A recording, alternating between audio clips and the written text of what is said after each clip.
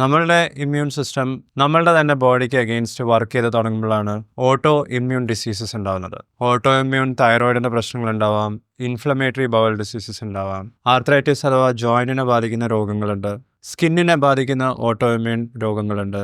ഇങ്ങനെ നിരവധി auto immune diseases ഉണ്ട്. പക്ഷേ ഏത് തരത്തിലുള്ള ഓട്ടോ ഇമ്മ്യൂൺ ഡിസീസ് ആണെന്നുണ്ടെങ്കിലും ഇതിനെല്ലാം പറ്റിയ ഒരു ഡയറ്റ് ഏതാണെന്ന് ചോദിച്ചാൽ അതിൻ്റെ ഉത്തരം ഓട്ടോ ഇമ്മ്യൂൺ പ്രോട്ടോകോൾ ഡയറ്റ് എന്നാണ്. ഹായ് ഫ്രണ്ട്സ്, ഞാൻ ഡോക്ടർ പ്രസൂൺ. ഇന്നത്തെ വീഡിയോ AIP അഥവാ ഓട്ടോ ഇമ്മ്യൂൺ പ്രോട്ടോകോൾ ഡയറ്റിനെ കുറിച്ചാണ്. സോ വെൽക്കം ബാക്ക് ടു ഡോഫോഡി. നമ്മൾ തുടങ്ങി. ഓട്ടോ ഇമ്മ്യൂൺ പ്രോട്ടോകോൾ ഡയറ്റ് എന്ന് പറയുന്നത് പാലിയോലിത്തിക് ഡയറ്റിൻ്റെ ഒരു എക്സ്റ്റൻഷനാണ്. പാലിയോലിത്തിക് ഡയറ്റിനെ കുറിച്ച് നിങ്ങൾ ഇതുവരെ കേട്ടിട്ടില്ലെങ്കിൽ, നമ്മളുടെ പൂർവികർ പാലിയോലിത്തിക് ഇറയിൽ ജീവിച്ചിരുന്ന മനുഷ്യന്മാർ കഴിച്ചുകൊണ്ടിരുന്ന തരത്തിലുള്ള ഭക്ഷണം, അത്തരത്തിലുള്ള ഭക്ഷണങ്ങൾ ഇൻക്ലൂഡ് ചെയ്തിട്ടുള്ള ഡയറ്റാണ് പാലിയോലിത്തിക് ഡയറ്റ് എന്ന് പറയുന്നത്. ഇതിൻ്റെ ഒരു മോഡിഫിക്കേഷൻ ആയിട്ടാണ് auto immune protocol diet introduce ചെയ്തത്. ഇത് ഏറ്റവും ഇഫക്റ്റീവ് ആവുന്നത് ഓട്ടോ ഇമ്മ്യൂൺ രോഗങ്ങൾ ഉള്ളവർക്കാണ്. ഇത് പല സ്റ്റെപ്പിൽ ചെയ്യുന്ന ഒരു ഡയറ്റാണ്, മൾട്ടി ഫേസ് എന്ന് പറയും. അതുപോലെ തന്നെ ഇതൊരു എലിമിനേഷൻ ഡയറ്റാണ്. പലതരത്തിലുള്ള ഭക്ഷണത്തിനെ എലിമിനേറ്റ് ചെയ്ത് പിന്നീട് വീണ്ടും ഇൻട്രൊഡ്യൂസ് ചെയ്യുന്ന തരത്തിലുള്ള ഡയറ്റാണ് AIP ഡയറ്റ് എന്ന് പറയുന്നത്.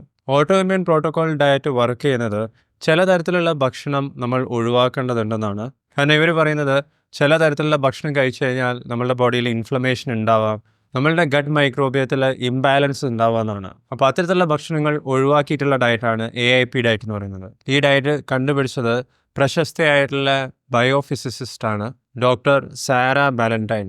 ഡോക്ടർ സാര അവരുടെ തന്നെ ഹെൽത്ത് മികച്ചതാക്കാൻ അവർക്ക് തന്നെ ഉണ്ടായിട്ടുള്ള പലതരത്തിലുള്ള അസുഖങ്ങളുടെ ചികിത്സ എന്നുള്ള രീതിയിൽ പാലിയോലിത്തിക് ഡയറ്റ് ട്രൈ ചെയ്തിട്ടുണ്ടായിരുന്നു. പിന്നീട് അത് മോഡിഫൈ ചെയ്തിട്ടാണ് AIP ഡയറ്റ് കണ്ടുപിടിച്ചതും. ഈ വിഷയത്തിൽ അവരൊരു ബുക്ക് 2014 പ്രസിദ്ധീകരിച്ചിട്ടുമുണ്ട്. AIP ഡയറ്റിൽ ഫെർമെൻറ്റഡ് ഫുഡ് നല്ല രീതിയിൽ ഉപയോഗിക്കുന്നുണ്ട്. അതുപോലെ തന്നെ ബോൺ ബ്രോത്തും ഇൻക്ലൂഡ് ചെയ്യുന്നുണ്ട്. സാധാരണ രീതിയിൽ പോപ്പുലർ ആയിട്ടുള്ള മെഡിറ്ററേനിയൻ ഡയറ്റിലും ഡാഷ് ഡയറ്റിലൊന്നും ബോൺ ബ്രോത്ത് അങ്ങനെ കാണാറില്ല. പക്ഷേ AIP ഡയറ്റ് അവിടെ തീരുന്നില്ല. ഇതിൽ മികച്ച സ്ലീപ്പ് ഹൈജീനിനെ കുറിച്ചും ഫിസിക്കൽ ആക്ടിവിറ്റീൻ്റെ ഇമ്പോർട്ടൻസും സ്ട്രെസ് മാനേജ്മെൻറ്റും ഇൻക്ലൂഡ് ചെയ്തിട്ടുണ്ട്. ഇനി ഓട്ടോ ഇമ്മ്യൂൺ പ്രോട്ടോകോൾ ഡയറ്റ് എങ്ങനെയാണ് തുടങ്ങേണ്ടതെന്ന് പറയാം. ഇത് തുടങ്ങുന്ന സമയത്ത് പലതരത്തിലുള്ള ഭക്ഷണങ്ങൾ ഒഴിവാക്കുകയാണ് വേണ്ടത്. കാരണം ഇതൊരു എലിമിനേഷൻ ഡയറ്റാണ്. ഇതിൽ ഒഴിവാക്കേണ്ട ചില ഭക്ഷണങ്ങൾ ഏതൊക്കെയാണെന്ന് പറയാം. ഒന്ന് ഗ്രെയിൻസ് ആണ്, അതായത് ധാന്യങ്ങൾ, അരിയാവാം, ഗോതമ്പാവാം, മില്ലറ്റ്സ് ആവാം. ഇത്തരത്തിലുള്ള എല്ലാ ധാന്യങ്ങളും ഒഴിവാക്കേണ്ടതാണ്. രണ്ടാമത്തേത് ലെഗ്യൂംസ് ആണ്, പയറ്, പരിപ്പ് വർഗ്ഗങ്ങൾ, ഇതെല്ലാം ഒഴിവാക്കേണ്ടതാണ്. നൈറ്റ് ഷെയ്ഡ് വിഭാഗത്തിൽപ്പെടുന്ന പച്ചക്കറികളും എലിമിനേറ്റ് ചെയ്യാൻ പറയുന്നുണ്ട്. നൈറ്റ് ഷെയ്ഡ് ഫാമിലിയിൽ വരുന്നതാണ് ഉരുളക്കിഴങ്ങ്, കാപ്സിക്കം, തക്കാളി, ബ്രിഞ്ചോൾ തുടങ്ങിയവ. ഡയറി പ്രൊഡക്ട്സ് എലിമിനേറ്റ് ചെയ്യേണ്ടതാണ്. പാലും പാൽ ഉൽപ്പന്നങ്ങളും. നട്ട്സ് ഒഴിവാക്കേണ്ടതാണ്, അതായത് കാഷ്യൂനട്ട്, ആൽമണ്ട്, നിലക്കടല. സീഡ്സ് എലിമിനേറ്റ് ചെയ്യേണ്ടതാണ്. ഹൈലി പ്രോസസ്ഡ് ആയിട്ടുള്ള ഓയിൽ ഉപയോഗിക്കാൻ പാടുള്ളതല്ല. നമ്മൾ കടയിൽ നിന്നും വാങ്ങിക്കുന്ന വെളിച്ചെണ്ണയൊക്കെ ഇതിൽ പെടുന്നതാണ്. റിഫൈൻഡ് ആയിട്ടുള്ള സൺഫ്ലവറും എന്ത് തരത്തിലുള്ള കുക്കിംഗ് ഓയിലാണെന്നുണ്ടെങ്കിലും ഇതെല്ലാം എലിമിനേറ്റ് ചെയ്യേണ്ടതാണ്. കോഫി ഒഴിവാക്കേണ്ടതാണ്. റിഫൈൻഡ് ഷുഗറും സ്വീറ്റ്നസ്സും അവോയ്ഡ് ചെയ്യേണ്ടതാണ്. പ്രോസസ്സ് ചെയ്തിട്ടുള്ള ഭക്ഷണം, പാക്കറ്റിൽ കിട്ടുന്ന ഭക്ഷണം ഒഴിവാക്കേണ്ടതാണ്. ആൽക്കഹോൾ ഒഴിവാക്കേണ്ടതാണ്. ഫുഡ് എഡിറ്റീവ്സും പ്രിസർവേറ്റീവ്സും ഈ ഡയറ്റിൽ പറ്റില്ല. വേദന സംഹാരികൾ കഴിക്കുന്നവർക്കും ഈ ഡയറ്റ് പറ്റില്ല. ഇനി ഈ ഡയറ്റിൽ ഇൻക്ലൂഡ് ചെയ്യാൻ പറ്റുന്നത് അഥവാ കഴിക്കാൻ പറ്റുന്നത് എന്തൊക്കെയാണെന്ന് ചോദിച്ചു കഴിഞ്ഞാൽ ചില തരത്തിലുള്ള പച്ചക്കറികളാണ്. എല്ലാ തരത്തിലുള്ള പച്ചക്കറികളും പറ്റില്ല.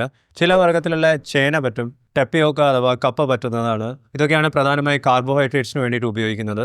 സീസണലായി നമ്മളുടെ നാട്ടിൽ കിട്ടുന്ന ഫ്രൂട്ട്സ് ഇതിൽ ഇൻക്ലൂഡ് ചെയ്യാവുന്നതാണ്.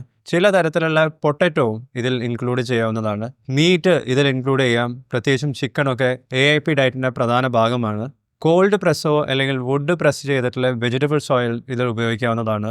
മധുരത്തിന് തേനോ അല്ലെങ്കിൽ മേപ്പിൾ സിറപ്പോ ഉപയോഗിക്കാവുന്നതാണ്. AIP ഡയറ്റിലെ ഒട്ടുമിക്ക എല്ലാ റെസിപ്പീസിലും വിനീഗർ ഉപയോഗിക്കാറുണ്ട്. ബോൺ ബ്രോത്തും കൂടുതലായിട്ടും ഉപയോഗിക്കുന്നത് AIP ഡയറ്റിലാണ്. പാലുൽപ്പന്നങ്ങളെ മാറ്റി നിർത്തി കഴിഞ്ഞാൽ ഫെർമെൻറ്റഡ് ഫുഡ്സും AIP ഡയറ്റിൻ്റെ ഒരു പ്രധാന ഭാഗമാണ്. ഉദാഹരണത്തിന് പിക്കിൾസ് ഉപയോഗിക്കാം, ഫെർമെൻറ്റഡ് വെജിറ്റബിൾസ് ഉപയോഗിക്കാം.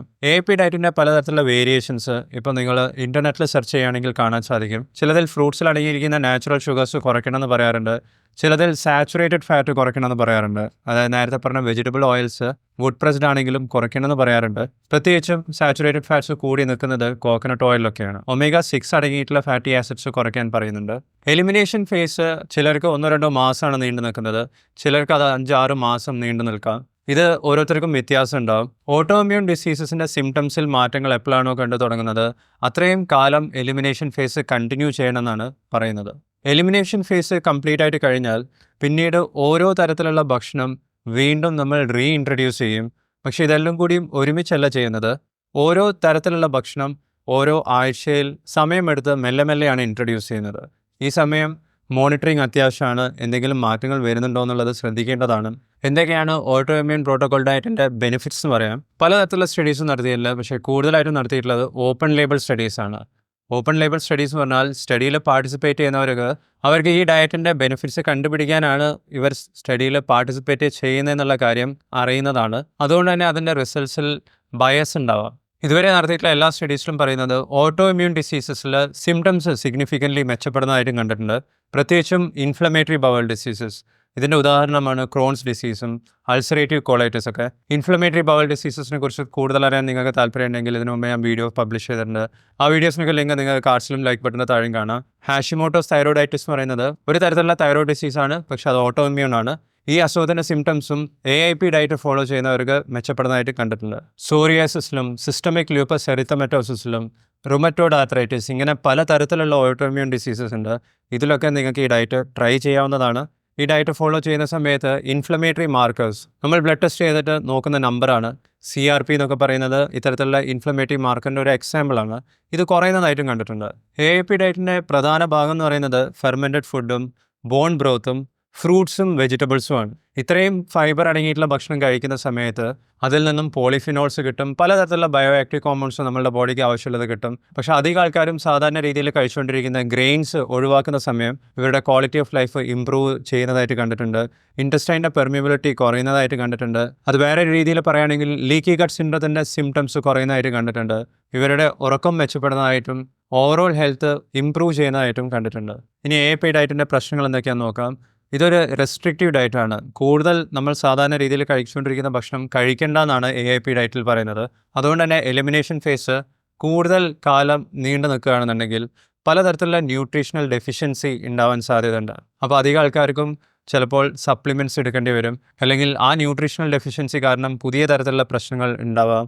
റെസ്ട്രിക്റ്റീവ് ഡയറ്റ് അധികം ആൾക്കാർക്കും കൂടുതൽ കാലം ഫോളോ ചെയ്യാൻ ബുദ്ധിമുട്ടാണ്. അതുകൊണ്ട് തന്നെ അധികം ആൾക്കാരും ഈ ഡയറ്റ് ഇടയ്ക്ക് വെച്ച് നിർത്താറുണ്ട്, ഡിസ്കണ്ടിന്യൂ ചെയ്യാറുണ്ട്.